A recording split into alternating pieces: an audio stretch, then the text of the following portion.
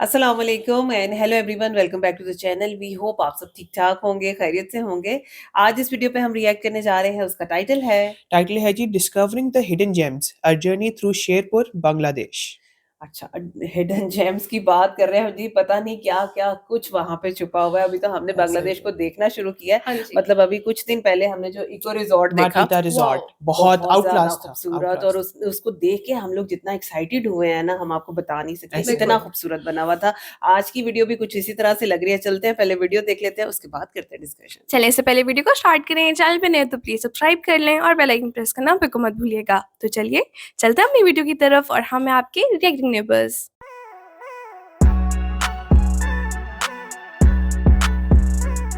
चलो जी, वीडियो को स्टार्ट करते हैं। 3 2 1 एंड गो।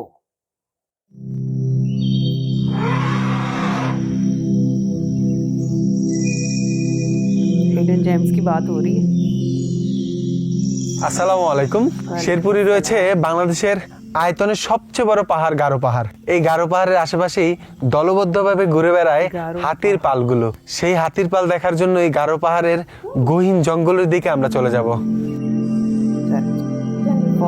শেরপুর জেলা সদর থেকে প্রায় 42 কিলোমিটার উত্তর পশ্চিমে শ্রীবর্দী উপজেলার একেবারে কোণে অবস্থিত এক অনন্য গ্রাম হারিয়াকোনা। এই গ্রাম জুড়ে ছড়িয়ে আছে ছোট বড় অসংখ্য টিলা ও পাহাড়। এই পাহাড়গুলো ভারতের মেঘালয় রাজ্যের গারো খাসিয়া পর্বতমালার একটি অংশ, যার বিস্তৃতি ভারতের পাশাপাশি বাংলাদেশের নালিতাবাড়ি, ঝিনাইগাতি ও শ্রীবর্দী উপজেলায় ছড়িয়ে রয়েছে। গারো পাহাড়কে বলা হয় বাংলাদেশের সবচেয়ে বড় পাহাড়ি অঞ্চল, যার আয়তন প্রায় 8,000 বর্গ কিলোমিটার। এই বিশাল বনভূমিতে বসবাস করে নানান প্রজাতির বন্য প্রাণী, যাদের মধ্যে সবচেয়ে উল্লেখযোগ্য হলো বন্য হাতি। এই কারণেই অনেকে শেরপুরকে হাতির রাজ্য বলে থাকেন। আজ আমরা যাব এই সীমান্তবর্তী হারিয়াকোনা গ্রামে, দেখব গারো পাহাড়ের সৌন্দর্য আর জানবো পাহাড় ঘেঁষা গ্রামীণ মানুষের জীবন ও তাদের গল্প। जिंदगी कैसी होती है वो पता चलेगा। एलिफेंट्स यहाँ ज्यादा मिले।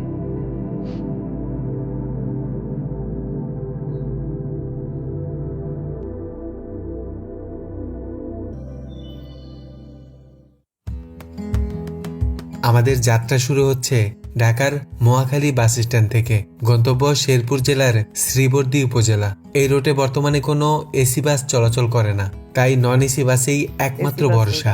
ঢাকা থেকে শ্রীবর্দী উপজেলার দূরত্ব প্রায় 202 কিলোমিটার, আর এই পথে নন এসি বাসের ভাড়া জনপ্রতি 450 টাকা। রাস্তাঘাট ও যানজটের উপর নির্ভর করে এই পথটুকু পাড়ি দিতে সময় লাগবে আনুমানিক 5 ঘন্টার মতো।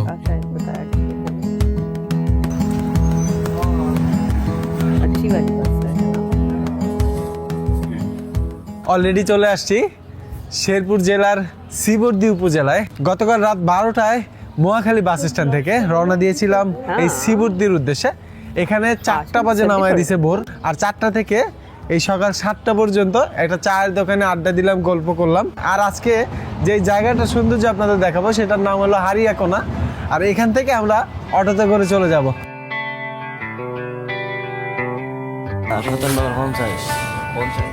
শীতের নরম সকালে হিমেল বাতাস ছুঁয়ে যায় মুখ। গ্রামের আঁকাবাঁকা পথ ধরে অটোর শব্দের সাথে মিশে আছে মাটির গন্ধ আর শীতের নীরবতা। আমরা এগিয়ে চলেছি হারিয়াকোনা গ্রামের উদ্দেশ্যে। ছোট্ট এই যাত্রার ভাড়া পড়বে জনপ্রতি 50 টাকা। হারিয়াকোনা যাওয়ার সময় একটা বাজার পড়ছে। এই বাজারটাতে দাঁড়াইলাম একটা কারণে, সেটা হলো এই বাজারটার নাম হলো শয়তান বাজার নামে চিনে এলাকার মানুষ।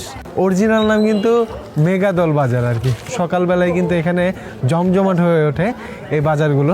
অনেক আগে থেকেই শয়তান বাজার মানুষ বলতো, এই জন্য এটার নাম হচ্ছে শয়তান বাজার। শয়তান বাজার কেন বলা হয় এটা? শয়তান বাজার নাম শয়তান বাজার। শয়তান বাজার নামের এই গ্রামীণ বাজারে সকালের নাস্তা সেরে নিই আমরা। গ্রামের বাজারগুলোতে একদম সকাল সকালই শুরু হয়ে যায় কর্মব্যস্ততা ও জীবনের কোলাহল। वो लोग खुश हैं, वो मतलब एंजॉय कर रहे हैं, उनको कोई मतलब शिकायत नहीं है किसी से।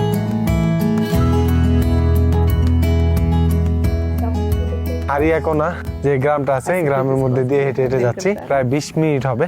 অসাধারণ চমৎকার এই জায়গা, গ্রামীণ দৃশ্য, মেঠো পথ আর মানুষের চলাফেরা, চারপাশে ছোট ছোট টিলা, অসাধারণ লাগতেছে জায়গাটা। আর আমরা এখন হেঁটে যাচ্ছি বাংলাদেশের শেষ প্রান্তের দিকে।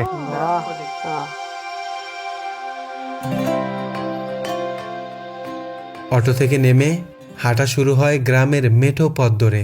চারপাশে নির্মল পরিবেশ মনটাকে বারবার মুগ্ধ করে দেয়। এই সীমান্তবর্তী গ্রামগুলোতে একসাথে বসবাস করে গারো সম্প্রদায়ের মানুষ আর বাঙালিরা।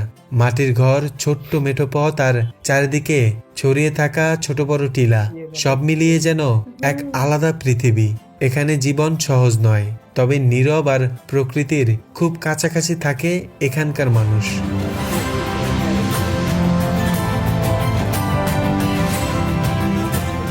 হারিয়াকোনা যে গ্রামটা আছে, এই গ্রামটার একদম লাস্ট প্রান্তে আছি, মানে এটাই বাংলাদেশের শেষ। তারপরে যেই পাহাড়গুলো দেখতেছেন, যে টিলাগুলো দেখতেছেন, এটা ইন্ডিয়াতে পড়েছে। প্রায় 30 মিনিটের উপরে হবে হেঁটে তারপরে এই জায়গাটাতে এসেছি।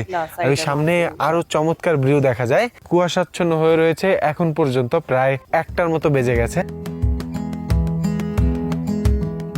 আমরা কয়েকজন আসছি, আর কেউ কিন্তু এই জায়গাটাতে নেই। লোকাল লোকেরাও এই জায়গাতে আসে না, একদমই বর্ডারের পাশে, সেজন্য নিরাপত্তা ঝুঁকি আছে এই জায়গাটাতে। লাস্ট সীমানায় চলে আসি। এই যে দেখেন এখানে লেখা আছে ভিডি, মানে ভিডি মানে হলো বাংলাদেশ।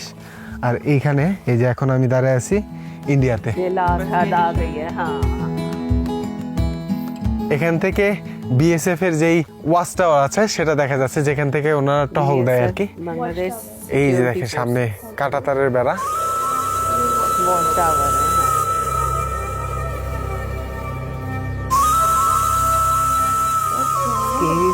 সীমান্তের একদম কাছাকাছি এসে দাঁড়িয়েছি। নীরবতার মাঝে মাথা তুলে দাঁড়িয়ে আছে একটি বিশাল বটগাছ।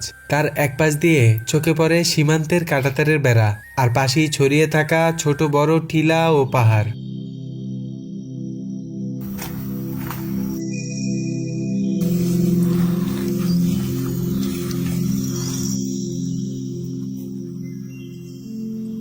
আবারও প্রায় 10 মিনিট হবে হাঁটতেছি সেই বটগাছের এখান থেকে।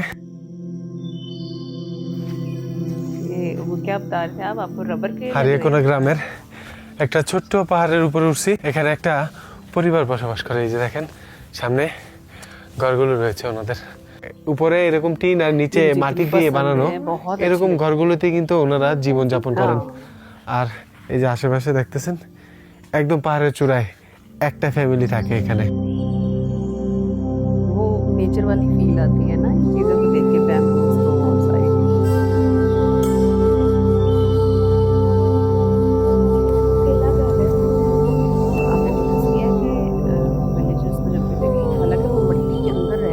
গারো পাহাড়ে ঘুরতে ঘুরতে আবারও একটা সীমান্তবর্তী এলাকায় চলে আসছি। মানে সামনে রয়েছে কাঁটাতার, আর ওই পাশে ইন্ডিয়া, আর আমরা দাঁড়িয়ে আছি বাংলাদেশে। আর ওই যে ওই পাশে যেই জায়গাগুলো দেখতেছেন এগুলা ইন্ডিয়াতে পড়েছে। আর নিচেই কাঁটাতারের বেড়া, আর ওই পাশে বিএসএফ দাঁড়িয়ে আছে। टाइम कितना दुख होता है ना कि जमीन तो एक ही है ना, ये फेंसिंग करके हमने बॉर्डर्स बना दिए। এই পাহাড়গুলো গারো পাহাড়েরই অংশ। বাংলাদেশের হারিয়াকোনা গ্রামে অবস্থিত। পাহাড়ের চূড়ায় দাঁড়ালে চোখের সামনে খুলে যায় দারুণ এক প্রাকৃতিক দৃশ্য। দূরে সবুজ পাহাড় আর আকাশের মেলবন্ধনে মনে হয় প্রকৃতি নিজেই ছবি আঁকছে। আর বিকেলের শেষ আলোয় কুয়াশার চাদরে মোড়া সূর্য, এই দৃশ্য সত্যি অসাধারণ।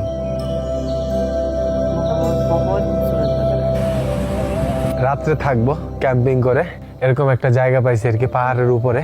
হঠাৎ করে প্ল্যান হয়েছে। আর এই যে দেখেন কম্বল কিনে আনছি 2টা, থাকবো এই পাহাড়ের চূড়াতে। একটা লাইটের সামনে এসে কথা বলতেছি, মানে অনেক ঠান্ডা এই জায়গাটা। আর পাহাড়ের উচ্চতে গিয়ে আপনাদের দেখাবো আসলে কোন জায়গাটাতে আমরা ক্যাম্পিং করতেছি আজকে।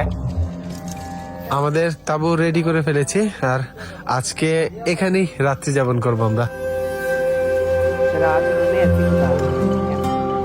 কম্বলগুলো ম্যানেজ করতে পারিনি, তারপর বাজার থেকে যেয়ে কম্বল কিনে আনতে হয়েছে 2টা। আমরা যেহেতু 2জন আসছি, একদম গারো পাহাড়ের উপরে একটু সেফ একটা জায়গাতে আমাদের এই ক্যাম্পিংটা আমরা করতেছি।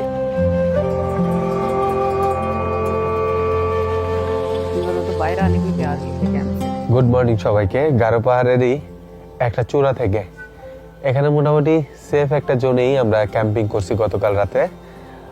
আমরা 2 জন ছিলাম, সাথে যার থেকে তাঁবু নিছি সেই ভাইও কিন্তু আমাদের সাথে ছিল আমাদের সেফটির জন্য। মাত্র উঠলাম আর এখন গুছাই নেবো সবকিছু। ব্যাগ ট্যাগ এভাবে রেখে দিছি সবকিছু, এখন গুছাবো, তারপরে এই জায়গা থেকে বেরিয়ে যাব। আর আজকে হাতি খুঁজে দেখার চেষ্টা করব। আর সাথে এখানে একটা পাড়া রয়েছে, অনেক সুন্দর একটা পাড়া, তো সেটাও দেখানোর চেষ্টা করবো আপনাদের। हाथी की सर्च में आएंगे और उम्मीद करते हैं कि हाथी को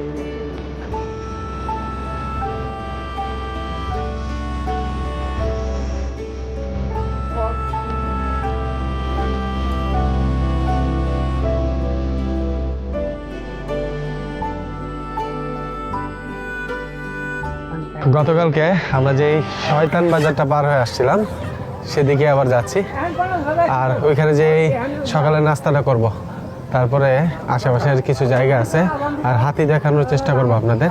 তো হাতি কোন দিকে আছে সেই খবরটাও এলাকার লোকদের থেকে কিন্তু নেওয়া যায়।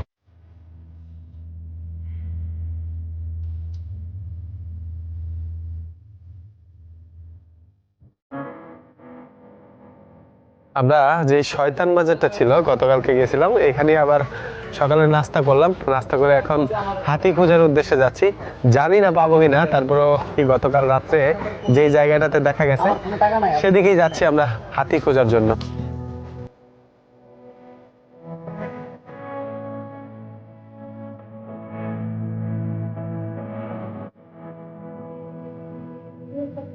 ये तो মোটর চালিত একটা ভ্যানে করে চলে আসলাম করইতলি।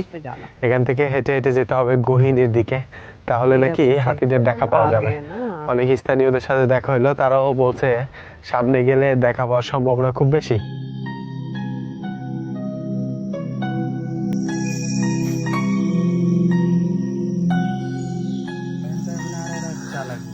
কতক্ষণ যাওয়া লাগবে? আধা ঘন্টা গেলে কি পাওয়া যাবে হাতি? কয়টার মতো আছে ভাই বলতে পারবেন, মানে ধারণা আর কি? আছে 60-70টা। এগুলো কি দূর থেকে দেখতে হবে না? দূর থেকে, মানে দূর থেকে দেখা লাগবে, কাছে গেলে তো সমস্যা হবে। দুদিন আগে যেখানে আসলে এটিলাতে ছিল 2 দিন আগে। একজন নাকি মারা গেছে, কে ভিডিও করতে যায়? ওটা মারা গেছে, ভিডিও করতে যায়, ভিডিও করতে যায় মারা গেছে। এটা কোন দিকে? और एलिफेंट के ऊपर उधर ही है ना? बायोग्राफी भी देखी हुई है ना ঠিক আছে ভাই, ধন্যবাদ, আল্লাহ হাফেজ।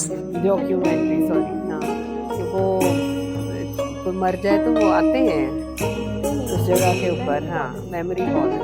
ভাইজান এই যে এগুলা কি? এগুলা হাতির পটি? এগুলা হাতির পটি। আমরা তার মানে বুঝতে পারছি যে হাতির পটি দেখে হাতি খুব একটু বেশি দূরে নয়, খুব কাছে Traces मिल रहे हैं ना उनको। পাহাড়ের কিছুটা কাছে গেলে আমরা হাতির দেখা পাইতে পারি। ওই লোক তো বললো 60-70টা নাকি আছে, এরকম থাকে না? হ্যাঁ, এরকম যখন হাতির পাল আসে তখন অনেকগুলো হাতি একসাথে থাকে।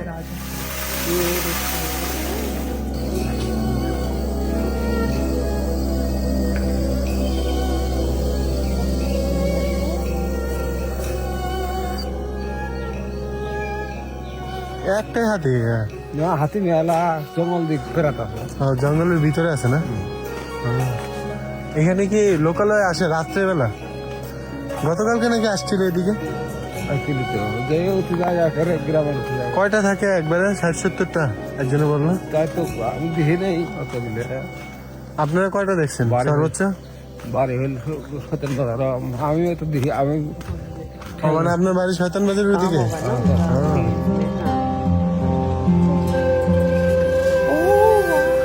ওই যে দেখেন সামনে এই হাতিটা রয়েছে এখানে, कितना अच्छा মানে है। একটা বড় হাতি আর একটা হলো বাচ্চা হাতি, দুইটা मुझे একসাথে। भी दूर से पता चला। ড্রোনে जब অনেকগুলো move ফুটেজ किया নিয়েছি, ना, हाँ।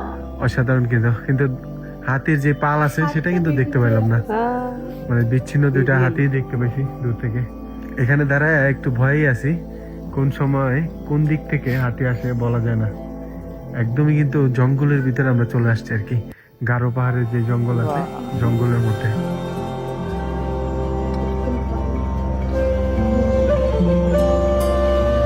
अच्छा है ना, उनको डिस्टर्ब नहीं किया हुआ वो। বাংলাদেশের हाँ, वो रह रहे हैं। উত্তর সীমান্ত ঘেঁষা শেরপুর, যেখানে বন আর মানুষের বসতির মাঝেই বসবাস করে বন্য হাতি। গারো পাহাড়ের পাদদেশেই এই হাতিগুলো প্রজন্মের পর প্রজন্ম ধরে চলাচল করছে তাদের প্রাকৃতিক করিডোরে। খাবার আর নিরাপদ আশ্রয়ের খোঁজে কখনো কখনো তারা নেমে আসে লোকালয়ে। তাতেই তৈরি হয় মানুষ আর হাতির সংঘাত। তবুও এই হাতিরাই বনজ জীববৈচিত্র্যের নীরব প্রহরী। এখানে হাতি রক্ষা মানেই প্রকৃতিকে রক্ষা করা।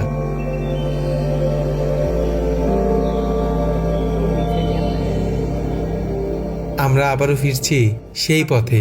এখান থেকে প্রায় 1 ঘন্টারও বেশি সময় লাগে শয়তান বাজার পৌঁছাতে। সেখান থেকেই আমাদের আবারও যাত্রা শুরু হবে সীমান্তবর্তী একটি ছোট্ট গ্রামের দিকে। পাহাড়, পথ আর নীরবতার মাঝে এটি শুধু গন্তব্য নয়, এক অন্যরকম অভিজ্ঞতা শুরু হয় এখান থেকেই।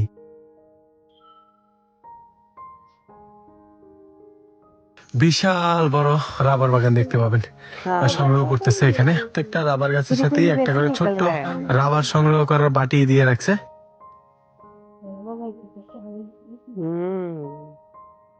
অচেনা এক পথে হাঁটা ধরেছি। সামনে রয়েছে ছোট্ট গ্রাম আর পাহাড়ি পাড়া।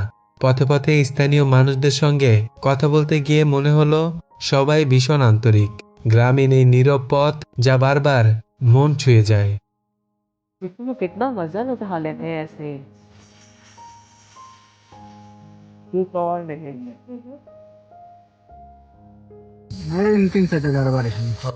গারো বাড়ি আছে এখানে, কয়েকটা বাড়িঘর আছে, সেদিকেই যাচ্ছি। কিছু টিলা আবার কিছু পাহাড় রয়েছে এই আশেপাশে।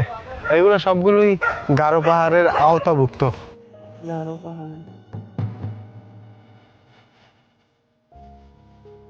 প্রায় 1 ঘন্টারও বেশি সময় হেঁটে আমরা এসে পৌঁছেছি ছোট্ট এই পাড়ায়।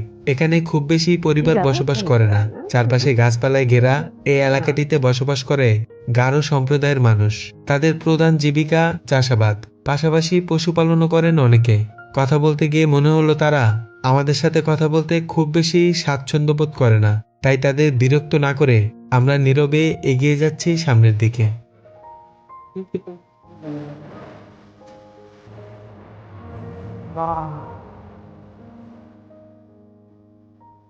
আমার পিছনে যে পাহাড়টা রেখে আসছি এটাই কিন্তু বাংলাদেশের লাস্ট পাড়া। মানে এরপরে কিছু ছোট বড় পাহাড় রয়েছে, টিলা রয়েছে। এগুলো পার হলেই পরবর্তীতে বর্ডার রয়েছে, বাংলাদেশ ভারত বর্ডার। আর এটা কিন্তু বাংলাদেশি পড়েছে। এখানে যারা থাকে তারাও বাংলাদেশি, কিন্তু ওনারা বাংলা ভাষাটা ভালোভাবে বোঝে না। 10-12টার মতো ঘর আছে।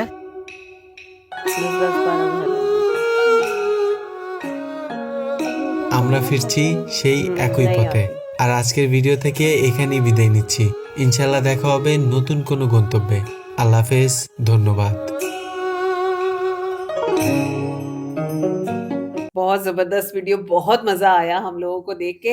और हिडन जेम्स की यहाँ पे बात हो रही थी, तो वाकई ये सारी चीज़ें हिडन जेम्स हैं बांग्लादेश के, और आहिस्ता आहिस्ता हम इन चीज़ों को एक्सप्लोर कर रहे हैं। ऐसा ही आप ये देखें कि आज हमने टोटल वाइल्ड नेचर को देखा है, हमने जंगल को देखा है, और वहाँ पे जो लोग रह रहे हैं वो भी जंगल के अंदर रह रहे हैं। वो कोई प्रॉपर विलेजेस नहीं है, छोटी छोटी जगह पे। अच्छा, वो गारो हिल्स की बात कर रहे थे ना, सो वो इंडियन बॉर्डर भी पास था। वो हम लोगों को समझ आ गई फिर उस चीज की कि मेघालय, इंडियन स्टेट मेघालय बिल्कुल यहाँ करीब है। तो वो याद है हमने वीडियो देखी थी, उसमें गारो और हिल्स और खासी हिल्स उन्होंने बताया था कि वहाँ पे है। और मेघालय के नाम से ही हमें पता है कि जिसे बादलों का घर कहा जाता है। आप देखिए ना कि वही वाली खूबसूरती हमें यहाँ पे भी नजर आ रही है, कैसे लश ग्रीन सारा फॉरेस्ट है, बहुत ज्यादा खूबसूरत था। अच्छा, फिर उसके बाद उन्होंने वो दिखाया कि भाई कितना खूबसूरत यहाँ पे वाइल्ड एनिमल्स कितने सारे रहते हैं, स्पेशली एलिफेंट किंगडम है ये।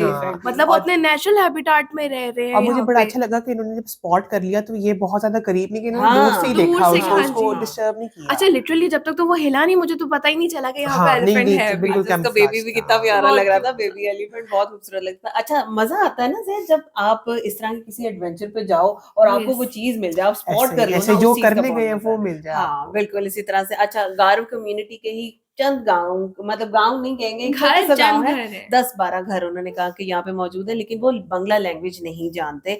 उसके बावजूद कम्युनिकेट करने में कोई मसला नहीं, वो और बड़े अच्छे फ्रेंडली लोग हैं थे, सबके ऐसा सब ही वहाँ था, पे। ऐसा। और उसके बाद सबसे ज्यादा मजा आया कैंपिंग का मतलब और ऐसे वो उन्होंने उनके कैंप को तो देख के ना मुझे हमारा एक्सपीरियंस याद आ गया। यस हम बिल्कुल एक दफा गए थे नॉर्दर्न साइड पे और हमने किया तो होटल में स्टे था, लेकिन हमें वहाँ पे एक्सपीरियंस एक दफा मिला कि Camps हम देख नजर सके आ- हाँ कैंप्स जी, को वो अंदर फॉरेस्ट से। वो भी इस तरह से ना फॉरेस्ट के अंदर था, तो भाई मामा तो हमें कहती थी कि आज हमने कहा नहीं नहीं अभी एक एडवेंचरस फील आ रही है वो फील हमें। जो है ना वो बड़ी अच्छी बड़ा लगती है कि जबरदस्त। आपके पास ओह। कोई रूम नहीं, कोई आपके पास जो है वो होटल जैसी चीज नहीं है, आप सिर्फ वाइल्ड के अंदर Wild बैठे के हैं। अंदर। वाइल्ड में रहने का एक्सपीरियंस और होता है ना। और वो और कैंप भी बहुत बड़ा था। मैं हाँ जी। इन लोगों को बार बार निकाल रही थी और ये बार बार उसी के अंदर घुस रहे थे, हमने इधर ही रहना है, अच्छा इधर ही रहना है ना। तो सो वो एक बड़ा मजा आता है। और वीडियो में ये वो देख के कैंप को देख के इन लोगों को अपनी मेमोरीज याद आ गई। बहुत अच्छी वीडियो थी, बहुत मजा आया। और जो नेचर हमें देखने को मिला है ना वो बहुत बहुत खूबसूरत था, बहुत खूबसूरत था माशाल्लाह। वीडियो बहुत अच्छी थी। हमारा रिएक्शन कैसा लगा हमें जरूर बताइए। अगर अच्छा लगा हो तो वीडियो को लाइक और चैनल को सब्सक्राइब करना बिल्कुल मत भूलिएगा। मिलते हैं आपसे अगली वीडियो में, अपना बहुत ख्याल रखिए।